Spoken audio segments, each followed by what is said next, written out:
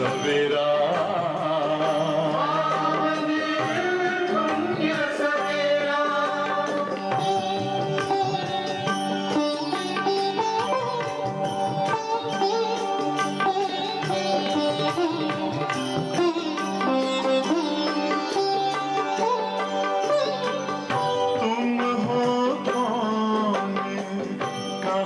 से आए अपने आप को जानो राजयोग के द्वारा अपना परम पिता पहचानो इसी राजपथ पर चलकर पालो अपना बसेरा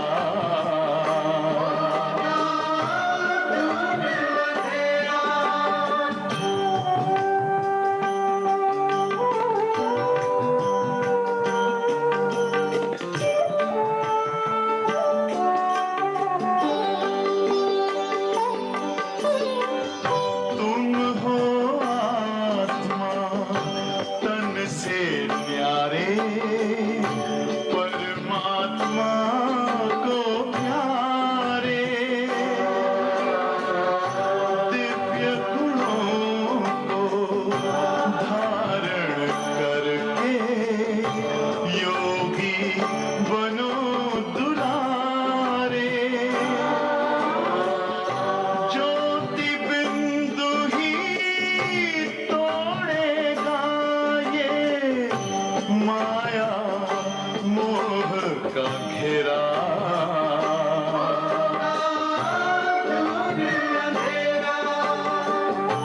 अंतर मन में ज्योति जगा लो होगा दूर अंधेरा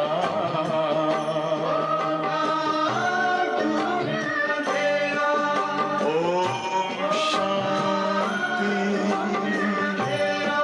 ओम शांति ओम शांति।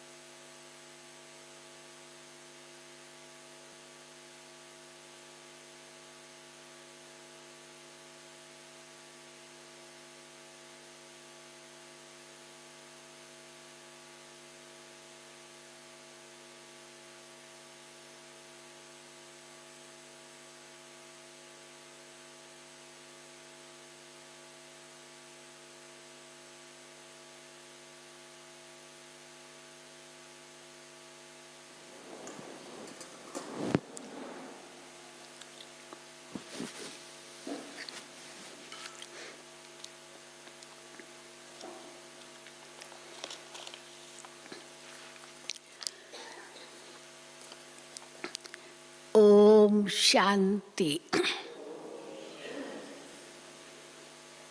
आज से ही 5 दिन तक दीपावली का त्योहार हम मनाएंगे।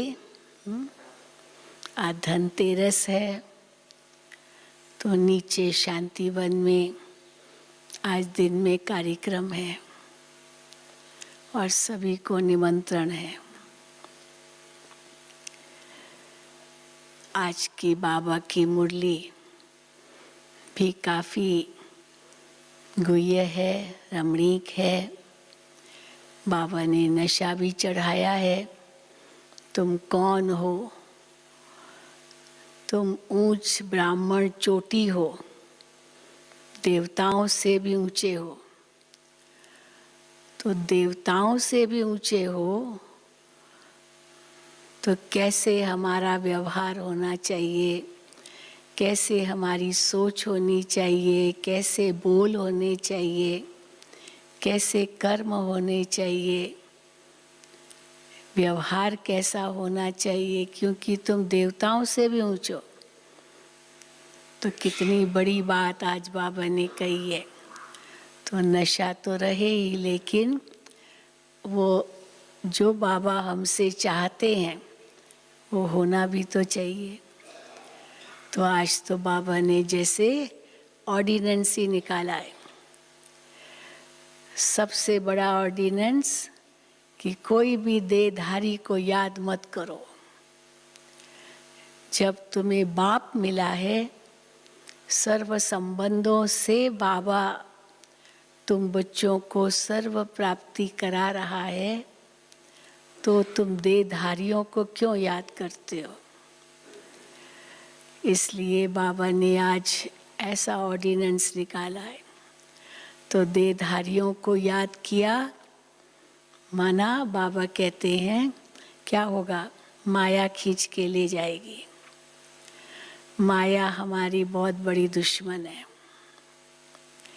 दूसरी बात, बाबा ने विशेष रूप से हमारा फिर से ध्यान खिंचवाया है कि कितना निश्चय है कि हमको कौन पढ़ा रहा है। शिव बाबा ब्रह्मा द्वारा हमें पढ़ा रहा है।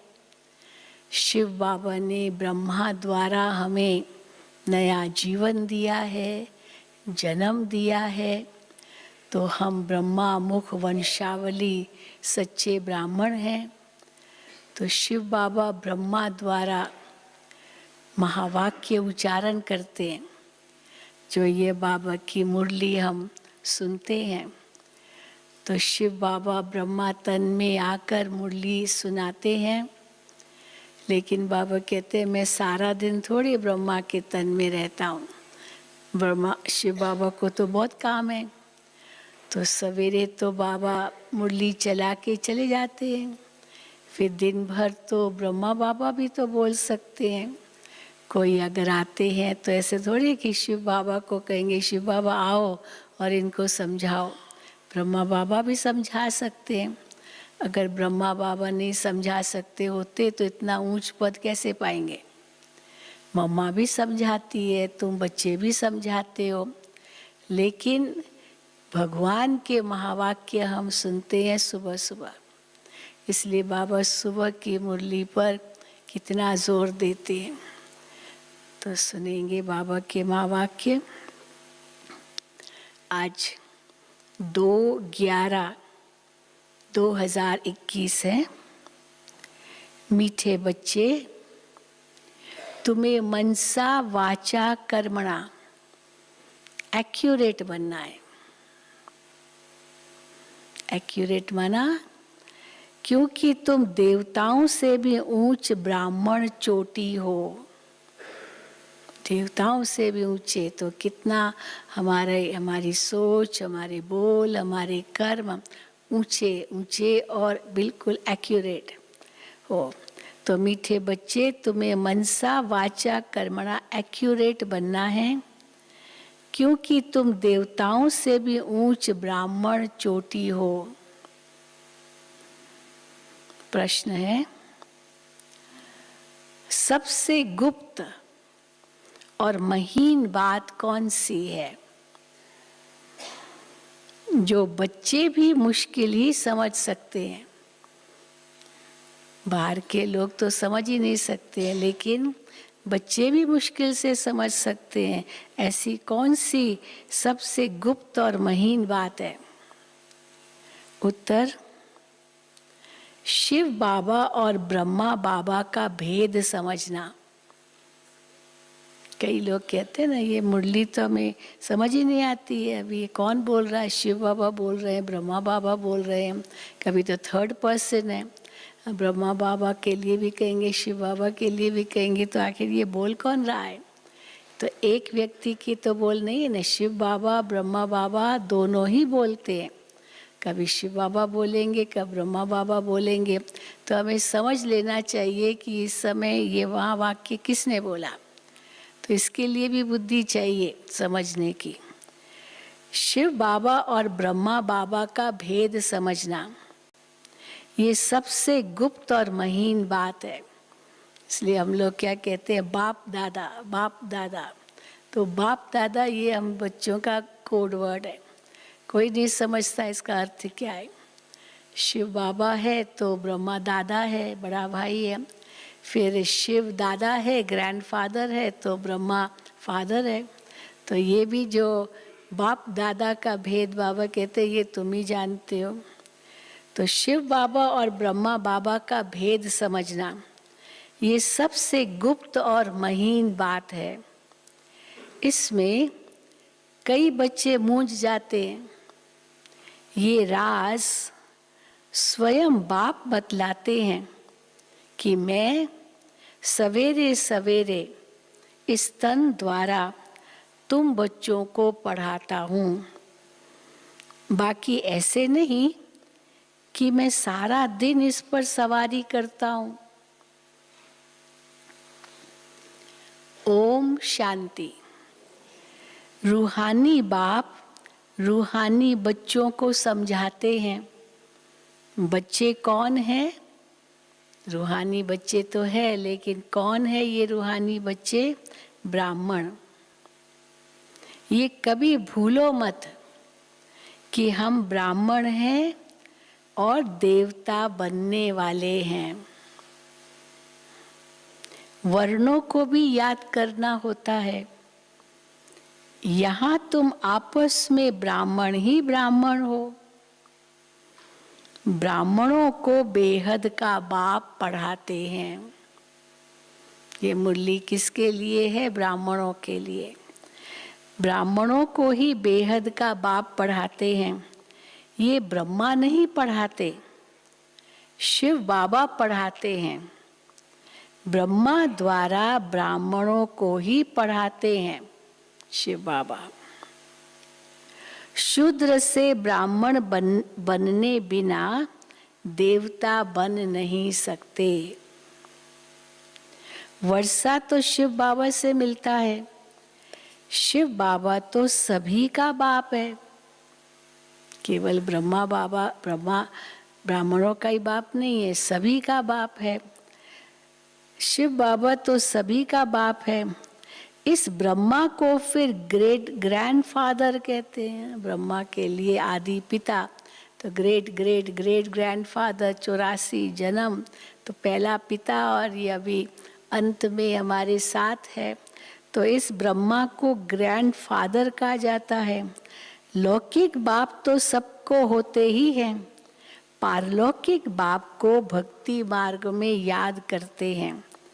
अब तुम बच्चे समझते हो ये अलौकिक बाप है जिसको कोई नहीं जानते।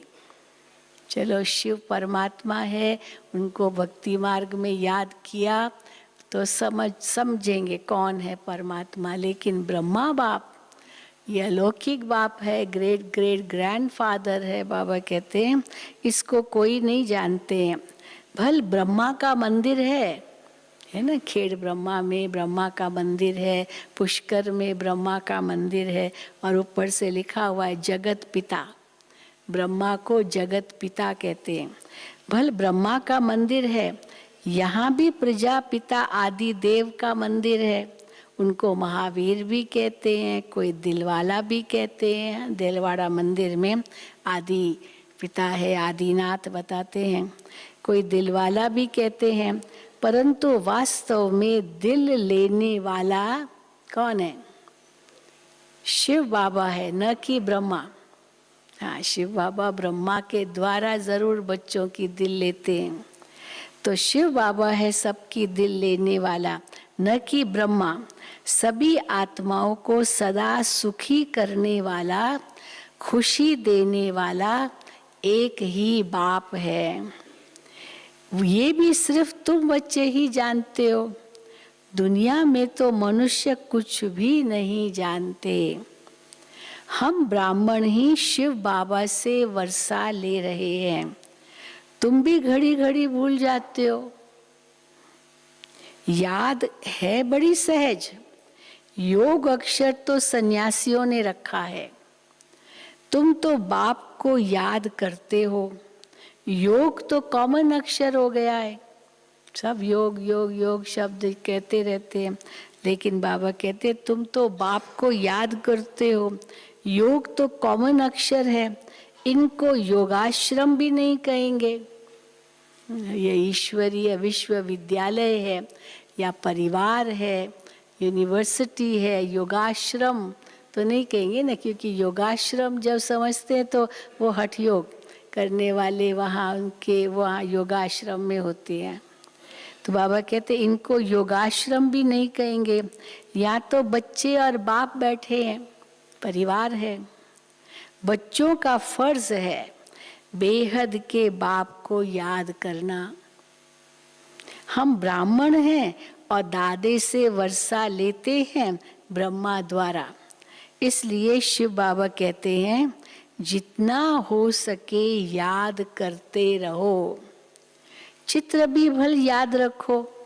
शिव बाबा ब्रह्मा द्वारा हमें पढ़ा रहे हैं, शिव बाबा कहते याद करो, तो भले चित्र भी रखो, चित्र भी भल याद रखो, याद तो रहेगी। हम ब्राह्मण हैं, बाप से वर्षा लेते हैं। ब्राह्मण कभी अपनी जाति को भूलते हैं क्या? सोचो तो सही, कोई लौकिक ब्राह्मण तो बड़ा नशा दिखाते हैं, मैं ब्राह्मण जाति का हूँ, तो वो तो फिर भी लौकिक है हद के। और यहाँ तो बाबा कहते हैं बेहद बाप मिला, दादा मिला, सच्चे ब्राह्मण हैं हम, और ब्राह्मण बच्चे कैसे भूल सकते हम कौन है। तो बाबा कहते हैं ब्राह्मण कब अपनी जाति को भूलते हैं क्या? तुम शूद्रों के संग में आने से ब्राह्मण पना भूल जाते हो। बहुत बड़ी बात है ये।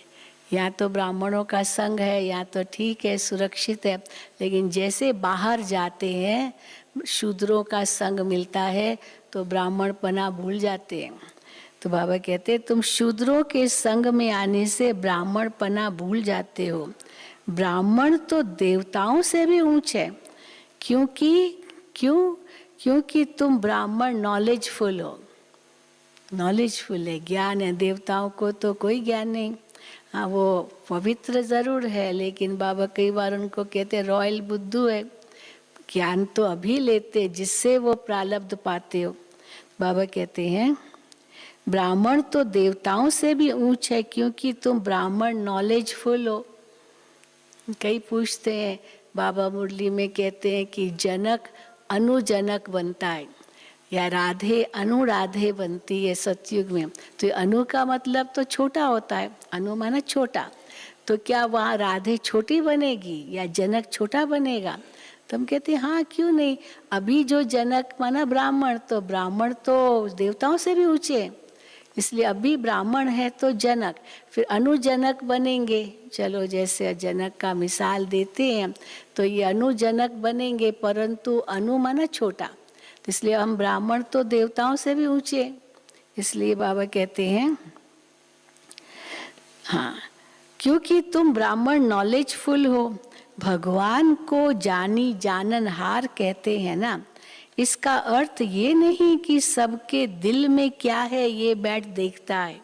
जानी जाननहार का अर्थ क्या है? ये नहीं कि सबके दिल में बैठा है और देख रहा है क्या क्या सोच रहे हैं सब, ये बैठ देखता है, नहीं।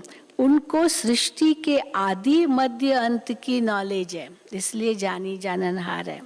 वो बीज रूप है, बीज झाड़ के आदि मध्य अंत को जानता है। मेरे से जो झाड़ निकलेगा वो क्या होगा, कैसा होगा, हर बीज जानता है, लेकिन वो बीज तो जड़ है तो बता नहीं सकता। और शिव बाबा तो बीज रूप है, इसलिए चेतन है तो अपने झाड़ के बारे में बता सकता है। तो बाबा कहते हैं वो बीज रूप है, बीज झाड़ के आदि मध्य अंत को जानते हैं। तो ऐसे बाप को बहुत बहुत याद करना है। इनकी आत्मा भी उस बाप को याद करती है। वो बाप कहते हैं, हाँ वो बाप शिव बाप कहते हैं ये ब्रह्मा भी मुझे याद करेंगे तब ये पद पाएंगे। तुम भी याद करेंगे तो पद पाएंगे। पहले पहले तुम बिना शरीर यानी अशरीरी आए थे, फिर अशरीरी बनकर वापस जाना है। जैसे आए थे अशरीरी, वैसे अशरीरी बन वापस जाना है। और सब देह के संबंधी तुमको दुख देने वाले हैं। अभी तो बाबा कहते हैं संबंध क्या है, बंधन बन गया है, तो बंधन तो दुख ही देगा ना। सब कर्मों का हिसाब किताब सब चुकतू हो रहे हैं। तो बाबा कहते हैं और सब देह के संबंधी तुमको दुख देने वाले हैं, उनको क्यों याद करते हो, क्यों याद करते हो? जबकि मैं तुमको मिला हूं, मैं तुमको नई दुनिया में ले जाने आया हूं। वो वहां कोई दुख नहीं है, वो है दैवी संबंध। तो यहाँ पहले दुख होता है। सबसे पहला दुख कौन सा? स्त्री और पुरुष के ही संबंध में, क्योंकि विकारी बनते हैं। तुमको मैं अब ये उस दुनिया के लायक बनाता हूँ जहाँ विकार की बात ही नहीं रहती। ये काम महाशत्रु गाया हुआ है जो आदि मध्य अंत दुख देते हैं। क्रोध के लिए ऐसे नहीं कहेंगे आदि मध्य अंत दुख देने वाला। ये तो उस समय लगता है क्रोध आया तो चलो आग बबूला हो गया, एकदम खून जैसे वो लाल लाल चेहरा हो जाता है, बाद में खून सूख जाता है, वो उस समय लगता है। बाबा कहते हैं ये काम महाशत्रु के लिए गाया हुआ है जो आदि मध्य अंत दुख देते हैं। क्रोध के लिए ऐसे नहीं कहेंगे कि ये आदि मध्य अंत दुख देते हैं, नहीं। काम को जीतना है, वही आदि मध्य अंत दुख देते हैं, पतित बनाते हैं। पतित अक्षर विकार पर पड़ा है, इस दुश्मन पर जीत पानी है। तुम जानते हो हम सतयुग के देवी देवता बन रहे हैं। जब तक ये निश्चय नहीं कि हम सतयुग के देवी देवता बन रहे हैं और इस समय हम देवताओं से भी ऊंचे ब्राह्मण हैं, तब तक कुछ भी नहीं पा सकेंगे, कुछ भी नहीं पा सकेंगे जब तक ये निश्चय नहीं है। तो बाप समझाते हैं बच्चों को मनसा वाचा कर्मणा एक्यूरेट बनना है, मेहनत है। दुनिया में ये किसको भी पता नहीं कि तुम भारत को स्वर्ग बनाते हो। क्या हम कर रहे हैं? भारत को स्वर्ग बना रहे हैं। दुनिया वाले कहाँ जाने, पूछते ही रहते आप लोग क्या करते हो, क्या आपका उद्देश्य है। तो बाबा कहते ये पता ही नहीं उनको कि तुम भारत को स्वर्ग बनाते हो। आगे चल करके समझेंगे। चाहते भी हैं कि वन वर्ल्ड हो, वन राज्य हो, वन रिलीजन हो, वन भाषा हो। तो तुम समझा सकते हो आज से 5000 वर्ष पहले ये सब था। क्या क्या था? एक राज्य था, एक धर्म था, जिसको स्वर्ग कहा जाता है।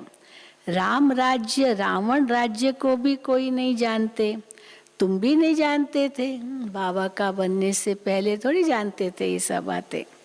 अब तुम स्वच्छ बुद्धि बने हो, नंबरवार पुरुषार्थ अनुसार।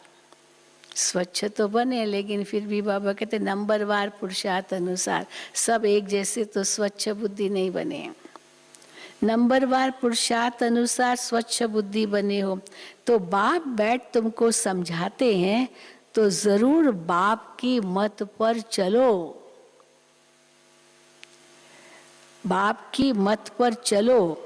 बाप कहते हैं पुरानी दुनिया में रहते कमल फूल समान पवित्र रहो, मुझे याद भी करते रहो।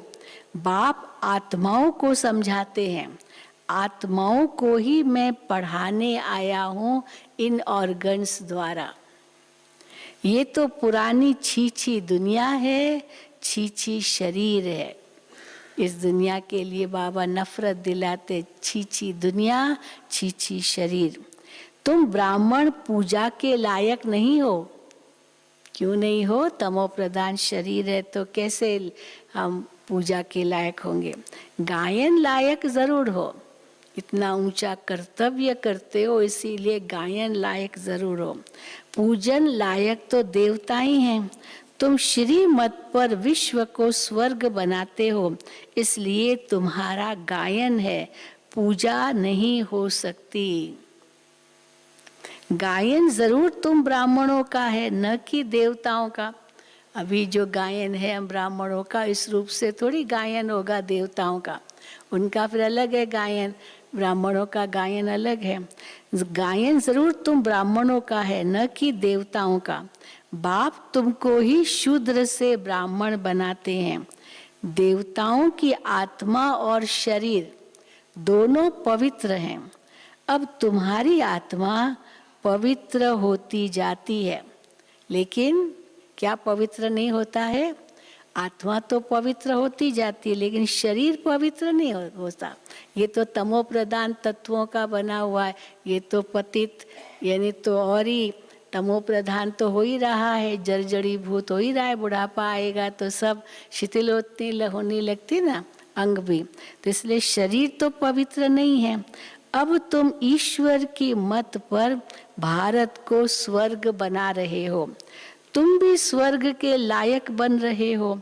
सतो प्रधान जरूर बनना है। सिर्फ तुम ब्राह्मण ही हो जिनको बैठ बाप पढ़ाते हैं। चढ़ता है नशा, केवल हम कोटों में से कोई में से भी कोई हम ब्राह्मण हैं जिनको भगवान पढ़ा रहा है। सिर्फ तुम ब्राह्मण ही हो जिनको बैठ बाप पढ़ाते हैं। ब्राह्मणों का झाड़ वृद्धि को पाता रहेगा। ब्राह्मण जो पक्के बन जाएंगे वही जाकर देवता बनेंगे। अब कच्चे रह गए तो क्षत्रिय बनेंगे, जो पक्के होंगे वो देवता बनेंगे। ये नया झाड़ है, इसमें माया के तूफान भी लगते हैं। सतयुग में कोई तूफान नहीं लगेगा। यहाँ माया बाबा की याद में रहने नहीं देती। हम जानते हैं बाबा की याद से ही तमो प्रधान से सतो प्रधान बने हैं। कैसे बने हैं सतो प्रधान? कैसे बनेंगे? बाबा की याद से ही बनेंगे। तो सारा मदार है याद पर। भारत का प्राचीन योग भी मशहूर है ना। विलायत वाले चाहते हैं प्राचीन योग आकर कोई सिखाए, वो चाहते हैं, क्योंकि माँ जानते हैं कि भारत का ही प्राचीन योग है। राजयोग जो गीता में वर्णित है, ये सबसे प्राचीन योग है, जो आज से 5000 साल भगवान ने सिखाया। हाँ, 5000 साल पहले। लेकिन फिर लोग तो वो जानते नहीं, तो फिर हठ योग को ही महत्व देते, फिर समझते हैं भारत से कोई आए और हमको योग सिखाए। तो विलायत वाले चाहते हैं प्राचीन योग आकर कोई सिखाए। अब योग भी 2 प्रकार का है, एक है हठ योगी, दूसरे है राजयोगी। और तुम कौन हो? कौन से योगी हो? राजयोगी। तुम हो राजयोगी। वो तो बहुत दिन से चले आते हैं। हठ योगी तो द्वापर युग से चले आते हैं। तो द्वापर युग से हठ योग चला आता है, तो वो तो आधा कल्प से चले आते हठ योगी।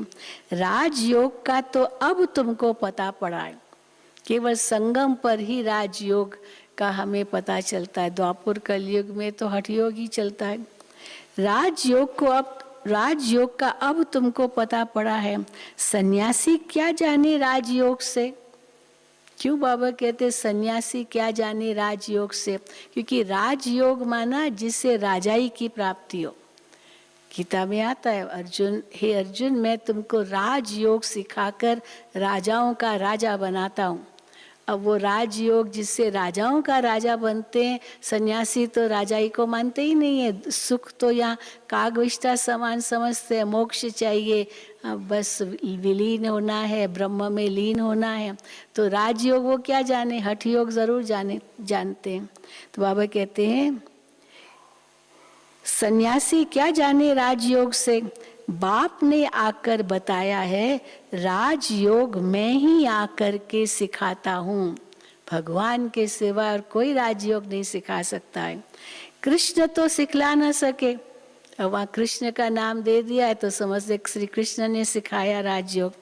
ये भारत का ही प्राचीन योग है। सिर्फ गीता में मेरे बदले कृष्ण का नाम डाल दिया है।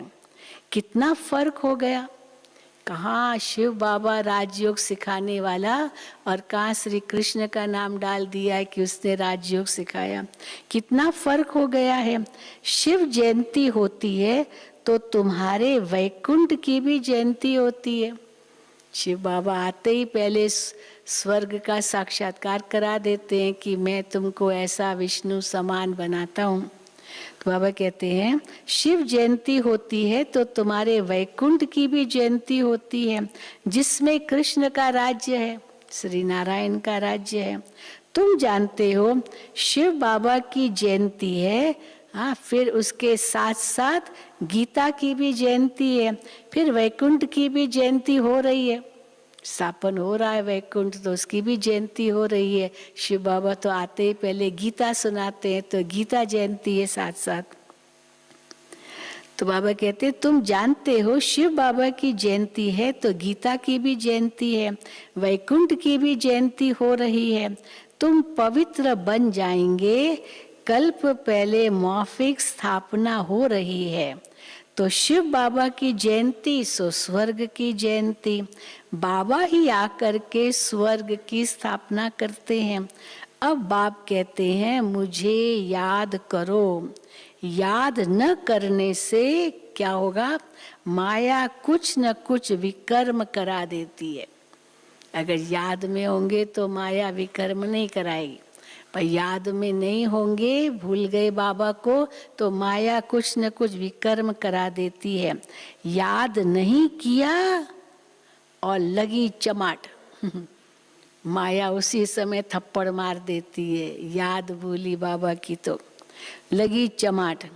याद में रहने से चमाट नहीं खाएंगे, कोई न कोई भूल जरूर होगी। बाबा की याद अगर है तो भूल नहीं होगी, याद भूली तो वो भूल भी होती रहेगी। याद में रहने से चमाट नहीं खाएंगे, ये बॉक्सिंग होती है ना। तुम जानते हो हमारा दुश्मन कोई मनुष्य नहीं है, रावण दुश्मन है। शादी करने के बाद कुमार कुमारी भी पतित बनने से एक दो के दुश्मन बन जाते हैं। इतनी बड़ी बात है, शादी की, पतित बने, एक दो के दुश्मन हो गए। शादी में लाखों रुपए खर्च करते हैं और बाप कहते हैं शादी तो बर्बादी है। अब पारलौकिक बाप ने ऑर्डिनेंस निकाला है। क्या ऑर्डिनेंस निकाला? ऑर्डिनेंस माना बहुत बड़ा ऑर्डिनेंस होता है, अगर वो नहीं माना तो बहुत बड़ी सजा है। अब पारलौकिक बाप ने ऑर्डिनेंस निकाला है कि हे बच्चे, ये काम महाशत्रु है, इन पर जीत पहनो और पवित्रता की प्रतिज्ञा करो। कोई भी पतित न बने। ये कौन कह सकता है? अथॉरिटी कह सकता है ना, कोई भी मनुष्य ऐसे कह भी नहीं सकता। और पवित्रता की प्रतिज्ञा करो, कोई भी पतित न बने। जन्म जन्मांतर तुम पतित बने हो इस विकार से, इसलिए काम महाशत्रु कहा जाता है। बाप तो बहुत अच्छी रीति समझाते हैं, तुमने 84 जन्म कैसे लिए हैं, अब वापस जाना है। क्यों बाबा ये सब कहते? क्योंकि वापस जाना है।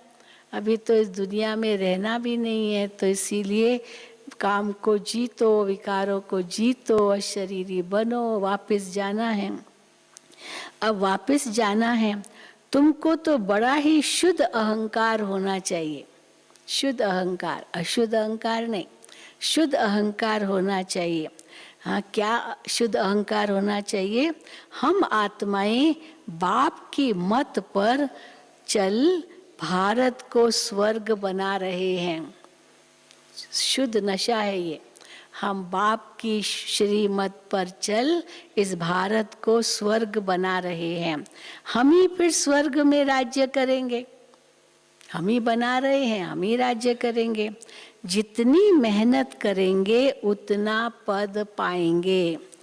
चाहे राजा रानी बनो, चाहे प्रजा बनो, आपके ऊपर सब, आपके पास सामने सब ऑप्शंस है। जो बनना चाहो बनो, चाहे राजा रानी बनो, चाहे प्रजा बनो। राजा रानी कैसे बनते हैं वो भी देख रहे हो। हमारी दादियाँ सब कैसे राजा रानी बनेंगी, अष्टरत्न बनते हैं, तो बाबा कहते हैं वो भी देख लो। इसलिए बाबा कहते हैं राजा रानी कैसे बनते हैं वो भी देख रहे हो, तो फॉलो फादर गाया जाता है। बाबा को देखो, ब्रह्मा बाबा कैसे विश्व महाराजन बन रहा है, फॉलो फादर गाया जाता है। वो तो अब की बात है ना, लौकिक संबंध के लिए नहीं कहा जाता है फॉलो फादर। हाँ, लौकिक में फॉलो करते अच्छा होगा, पिता तो फॉलो करना ठीक है, परंतु पिता ही कैसा होगा, हाँ आदतें बुरी होगी तो ऐसे फादर को फॉलो करने से क्या होगा। तो बाबा कहते हैं लौकिक संबंध के लिए नहीं कहा जाता है फॉलो फादर, ये बाप मत देते हैं, शिव परमात्मा मत देते हैं। लौकिक ये बाप मत देते हैं कि माम एकम याद करो तो विकर्म विनाश होंगे। तुम समझते हो हम अच्छी मत पर चलते हैं, बहुतों की सेवा करते हैं, शिव बाबा की मत पर चलते हैं, बहुतों की सेवा करते हैं। बच्चे बाप के पास आते हैं तो शिव बाबा भी रिफ्रेश करते हैं।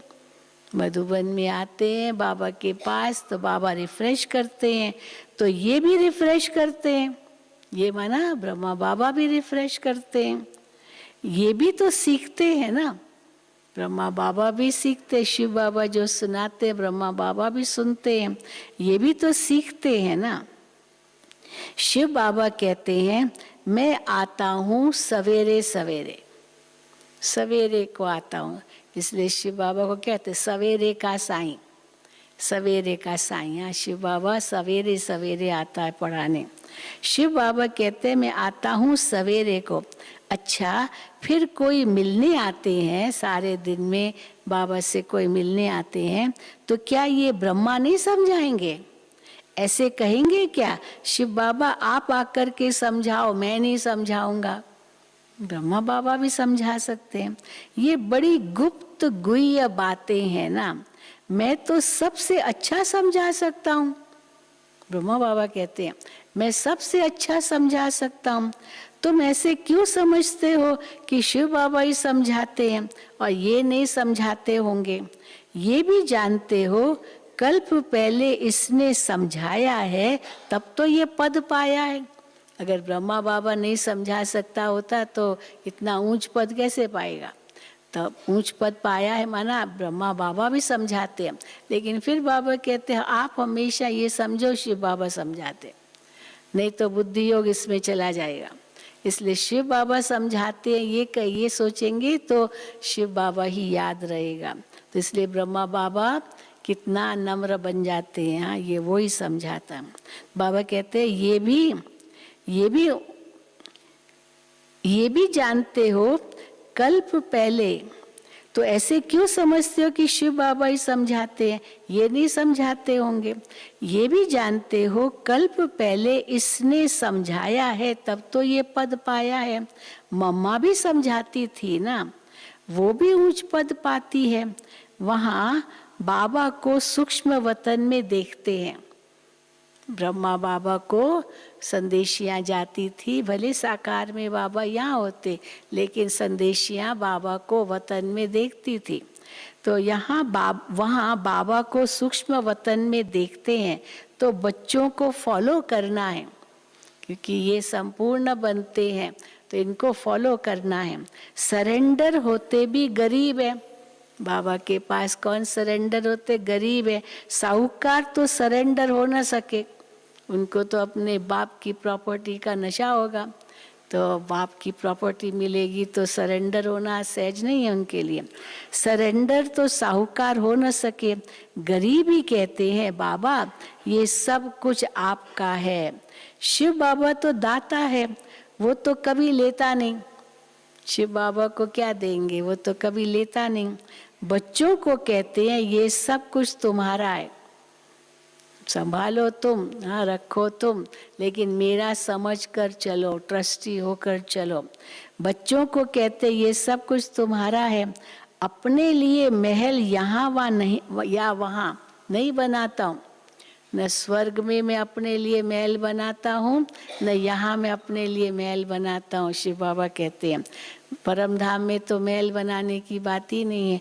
और ब्रह्मा बाबा भी कोई अपने लिए महल नहीं बनाते, इसलिए ब्रह्मा बाबा ने जो उनका पुरानी बिल्डिंग में कमरा था वो ही रखा लास्ट तक। नए मकानों में बाबा कभी नहीं रहे। तो बाबा कहते अपने लिए महल यहाँ वहाँ नहीं बनाता हूँ, तुमको ही स्वर्ग का मालिक बनाता हूँ। अब इन ज्ञान रत्नों से झोली भरनी है। अब झोली भरने की बात सुनो।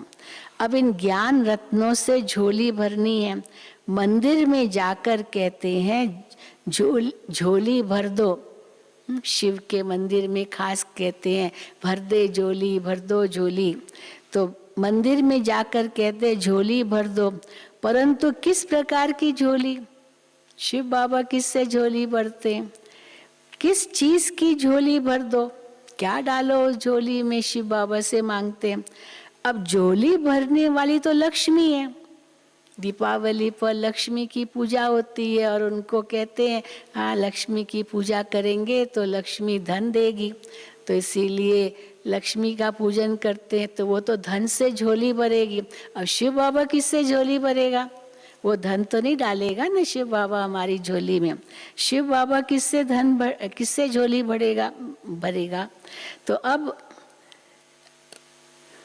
हाँ, अब इन ज्ञान रत्नों से झोली भरनी है। मंदिर में जाकर कहते झोली भर दो, परंतु किस प्रकार की, किस चीज की झोली भर दो? अब झोली भरने वाली तो लक्ष्मी है जो पैसा देती है। शिव के पास तो जाते नहीं, धन नहीं मांगते शिव बाबा से। शिव बाबा से कहते झोली भरो, तो किससे झोली भरे शिव? शिव बाबा को तो हाँ बाबा कहते अक के फूल क्या क्या चढ़ाते रहते हैं। तो ऐसे नहीं कि जैसे लक्ष्मी का पूजन होता है उस प्रकार से शिव बाबा का तो पूजन होता भी नहीं है। तो बाबा कहते हैं शिव के पास तो जाते नहीं धन के लिए, कृष्ण के लिए फिर कहते गीता सुनाई, परंतु कृष्ण के लिए भी नहीं कहते झोली भर दो। न कृष्ण के लिए कहते झोली भर दो और न शिव के लिए उस प्रकार से धन भरो हमको, तो कृष्ण के लिए भी नहीं कहते झोली भर दो। अच्छा शंकर के पास जाकर कहते हैं, शंकर के पास जाकर कहते हैं झोली भरो। समझते हैं शिव और शंकर एक है।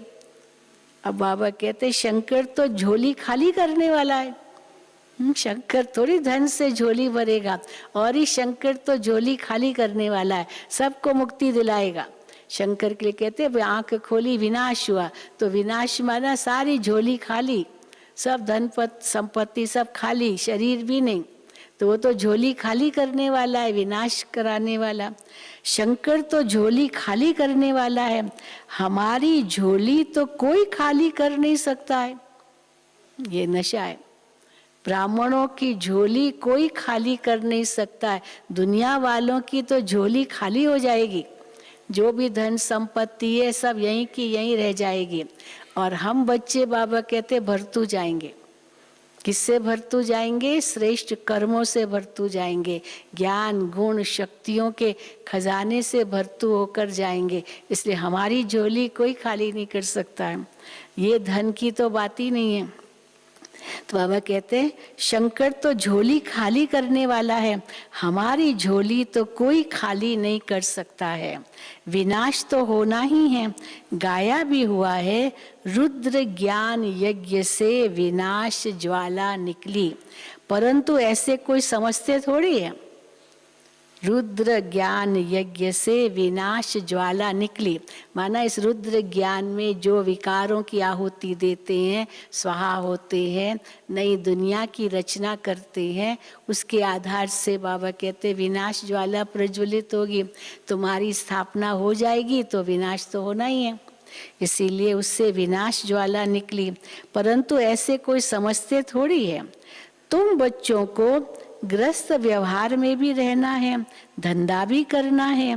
बाप हर एक की नब्ज देखकर राय देते हैं। समर्पित होना है, बाबा राय देंगे, क्या करो, धन कहाँ लगाओ, कैसे लगाओ, तो बाबा राय देते हैं। बाप हर एक की नब्ज देख राय देते हैं, क्योंकि बाप समझते हैं मैं कहूँ और कर न सके, ऐसी राय ही क्यों दूं। नब्ज देखकर राय देते हैं, और इसका बहुत बड़ा उदाहरण है। नब्ज देख कर के राय देते हैं हमारे बृजमोहन भाई और रमेश भाई। ये दोनों बाबा के पास गए थे। रमेश भाई तो बहुत बड़े चार्टर्ड अकाउंटेंट, उनकी बहुत बड़ी बिजनेस, उनके इतने क्लाइंट्स थे, वो तो माना उसके हाथ में था ना, सब मालिक थे। तो रमेश भाई ने बाबा से पूछा, बाबा हमारे क्लाइंट्स हमको बुलाते हैं, चाय ऑफर करते हैं, ये करते हैं, वो करते हैं, तो बाबा मैं खा सकता हूँ, मैं चाय ले सकता हूँ। बाबा ने कहा बिल्कुल नहीं, बिल्कुल नहीं, तुम तो मालिक हो, क्यों तुम चाय उनकी लेंगे या वो ऑफर करेंगे, आपको लेना, बिल्कुल नहीं लेना। और अगर आप ऐसे स्ट्रिक्ट रहेंगे ना तो वो आपके परमानेंट क्लाइंट बनेंगे, क्योंकि तुम सच्चाई पर चलते हो। तो तुम सच्चाई पर चलेंगे तो आपके बहुत अच्छे क्लाइंट्स बनेंगे। अब फिर बृजमोहन भाई गया। बृजमोहन भाई ने कहा बाबा, क्योंकि उस समय वो नांगल डैम का उनका वो उसमें से काम करते थे, बड़ी पोस्ट थी। अब बड़ी पोस्ट थी तो उनको कहते थे चाय लो, क्योंकि उनके पास जाते थे। तो बाबा मैं चाय पी सकता हूँ? बाबा ने कहा हाँ तुम भले पी सकते हो। अब रमेश भाई को मना किया बाबा ने, बृजमोहन भाई को हाँ किया। आप उनका अनुभव सुनेंगे ना, दोनों का अनुभव हमने सुना है। तो बृजमोहन भाई को कहा बच्चे तुम पी सकते हो। क्यों? क्योंकि अगर तुम नहीं पिएंगे तो तुमको नौकरी से निकाल देंगे, क्योंकि वो नौकरी करता था और रमेश भाई तो उसकी अपनी बिजनेस थी, इसीलिए तुमको नौकरी से निकाल देंगे। तो चलो कोई बात नहीं, चाय पी लो, कोई बात नहीं, कोई बात नहीं, उस समय की बात है। लेकिन रमेश भाई को मना किया। अभी बाबा कहते हैं नब्ज देख करके राय देनी होती है। तो वही बाबा कहते हैं नब्ज देखकर ही राय देते हैं, इनके पास तो आना पड़े, यह पूरी राय देंगे। सबको पूछना चाहिए बाबा इस हालत में हमको क्या करना चाहिए, अब क्या करें। अब बाप तो स्वर्ग में तो ले जाते हैं, तुम जानते हो हम स्वर्गवासी तो बनने वाले हैं, अब हम नरकवासी हैं। अब तुम न दुनिया वाले तो सब कहेंगे हम नरकवासी है, पर तुम बच्चे क्या कहेंगे? न हम स्वर्ग में हैं न हम नरक में हैं, तो कहाँ पर हैं?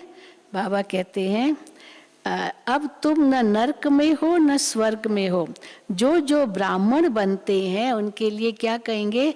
उनका लंगर इस छीछी दुनिया से उठ चुका है, इसलिए वहाँ अटके हुए नहीं है कलयुग में, और स्वर्ग की ओर जा रहे, इसीलिए हम निकल चुके हैं, लंगर हमारा छीछी दुनिया से उठ चुका है।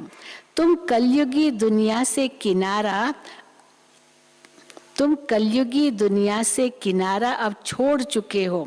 कोई ब्राह्मण तीखे जाते हैं, कोई याद की यात्रा में कम, कोई हाथ छोड़ देते हैं तो घुटका खाकर डूब मरते हैं।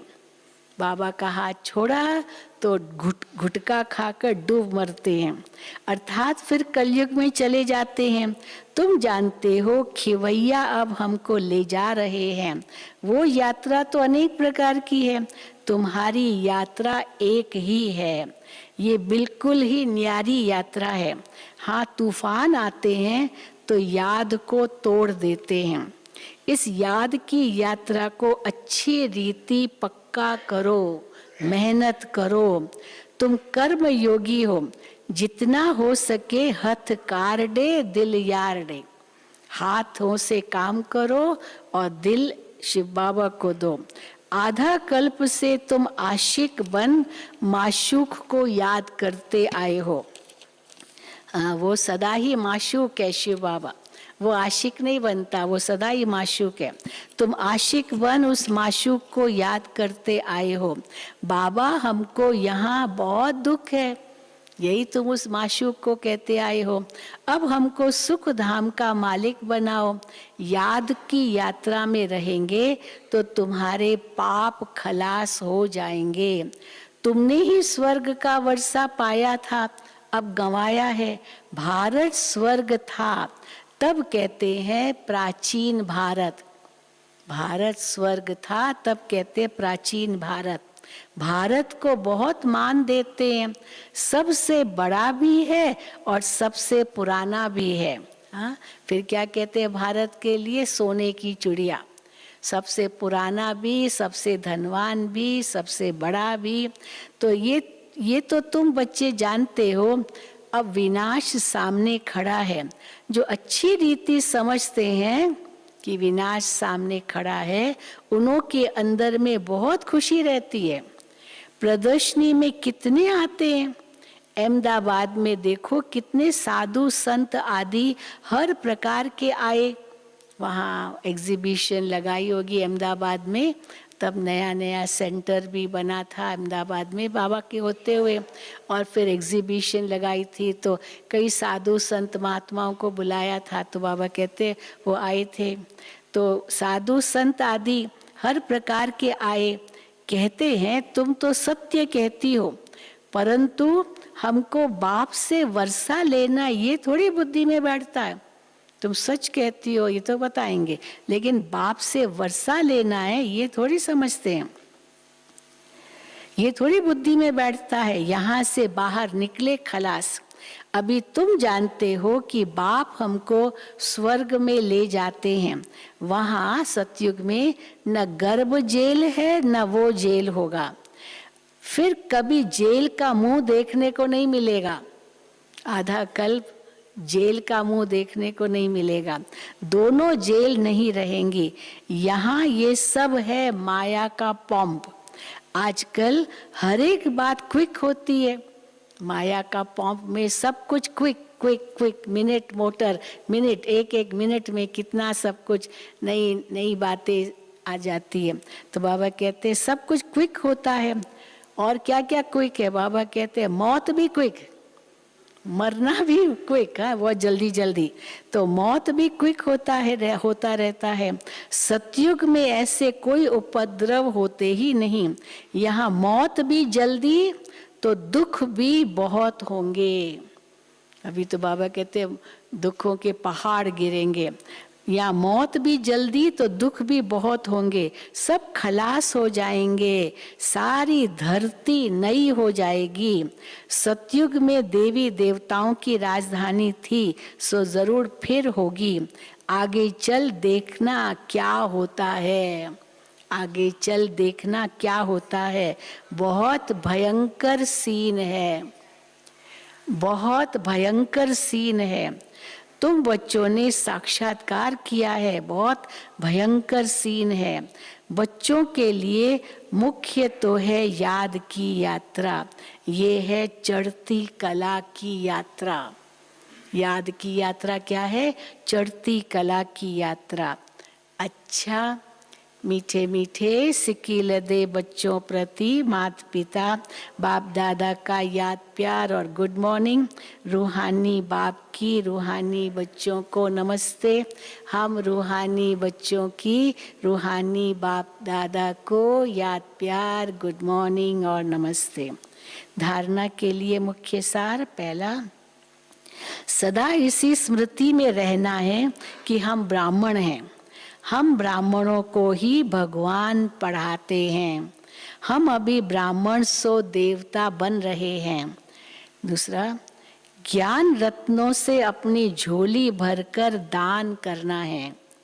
इस कलयुगी पतित दुनिया का किनारा छोड़ देना है। माया के तूफानों से डरना नहीं है। वरदान, पावरफुल स्थिति द्वारा रचना की सर्व आकर्षणों से दूर रहने वाले मास्टर रचयिता भव। पावरफुल स्थिति द्वारा रचना के सर्व आकर्षणों से दूर रहने वाले मास्टर रचयिता भव। जब मास्टर रचयिता, मास्टर नॉलेजफुल की पावरफुल स्थिति व नशे में स्थित रहेंगे, तब रचना के सर्व आकर्षणों से परे रह सकेंगे।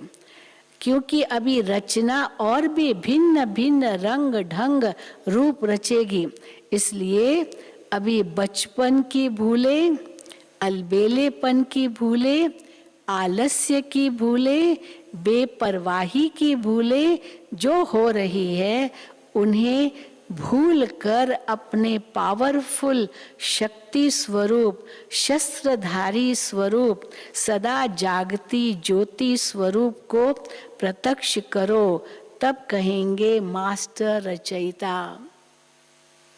स्लोगन, मन की स्थिति में ऐसा हार्ड बनो, मन की स्थिति में ऐसा हार्ड बनो, मना मजबूत बनो, जो कोई भी परिस्थिति उसे पिघला न दे।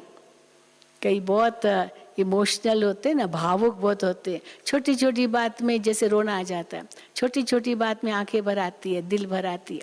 तो बाबा कहते हैं ऐसे नहीं, मन की स्थिति में ऐसा हार्ड बनो, मजबूत बनो, जो कोई भी परिस्थिति उसे पिघला न दे।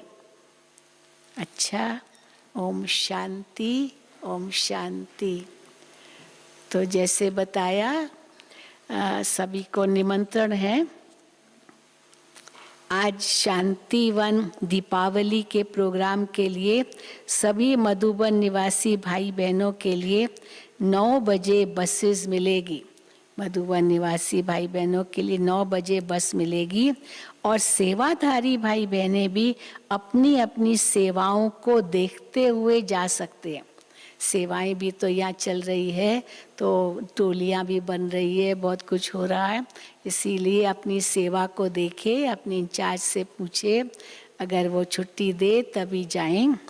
बाकी तो मैं समझती हूँ ऑनलाइन दिखाएंगे, ये लाइव दिखाएंगे नीचे, तो लाइव आपको दिखाएंगे नीचे का कोई जो कार्यक्रम चलेगा, पीस ऑफ माइंड में आएगा, या तो फिर आपको दिखा सकेंगे यहाँ। तो 11 बजे के अंदर शुरू होगा, परंतु यहाँ से 9 बजे से बसें मिलेगी। ओम शांति। 10:30 बजे के अंदर सबको पहुँचना है।